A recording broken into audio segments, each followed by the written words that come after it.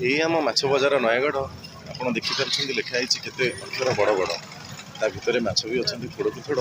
Chicken mutton ଖାଇଲେ ତ ଦେହ ଖରାପ ହେଉଛି, କିନ୍ତୁ ମାଛ ଖାଇଲେ ଆପଣ କିଛି ବି ଅସୁବିଧାରେ ପଡ଼ିବେନି। ଆପଣଙ୍କ ଦେହ ଦେଖିବ ସୁନ୍ଦର ଓ ସୁବଳ।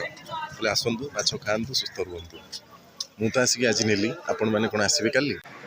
ଦେଖନ୍ତୁ, ଇଏ ହେଉଛି ନୟାଗଡ଼ ମାଛ ଚିକେନ୍ର ହାଟ। ଏଠି ସବୁଦିନ ଲାଗେ ପେଟ ପାଇଁ ଲକ୍ଷେ ଲୋକଙ୍କର ନାଟ।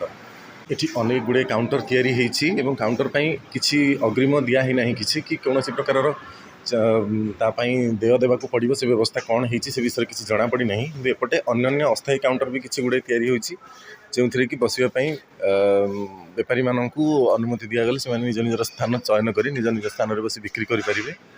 ମାଛ ବଜାର ଖୋଲା ହେଲା ବୋଲି ତ ଜାଣିଲେ, ଖବର ତ ଆପଣଙ୍କ ପାଖକୁ ପହଞ୍ଚିଗଲା। ଆପଣ ଏଥର ଆସିବେ ବୋଲି ଭାବିଲେ। ଏବେ ଚାଲନ୍ତୁ ଦେଖିବା ଭିତରେ କ'ଣ ସବୁ ବିକା ହେଉଛି ଆଉ ଯାହା ପାଇଁ ଆପଣ ଆସିବାକୁ ଆପଣଙ୍କ ଇଚ୍ଛା ବି ହେଉଛି। ଚାଲନ୍ତୁ ଦେଖିବା। ଜାତି ଜାତିକା ମାଛକୁ ନେଇ ବଜାର ହସିବ ଆଜିଠୁ ଭାଇ। ନୟାଗଡ଼ର ଏ ନୂଆ ସହର, ମାଛ ଖାଇ ହେବ ଖୁସି ଜବର। ତ ଆମେ ଆଜିଠୁ ଏଇଠାକୁ ଆସି ମାଛ କିଣି ନେବା ଏବଂ ଘରେ ଆମେ ସମସ୍ତେ ମିଳିମିଶି ମାଛକୁ ଖାଇ ବହୁତ ମଜାମସ୍ତି କରିବା। ଚାଲନ୍ତୁ ମାଛ ବଜାରକୁ ଆସିବା। ଆମ ମାଛ ବଜାର ଆମ ପାଇଁ ସବୁଠୁ ସୁନ୍ଦର।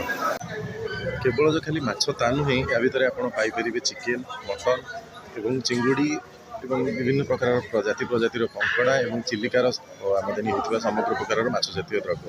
ଆସନ୍ତୁ, ଭରପୁର କରି ନେଇଯାଆନ୍ତୁ ଏବଂ ଘରେ ଖାଇ ପିଇ ଆରାମ କରନ୍ତୁ। ଧନ୍ୟବାଦ।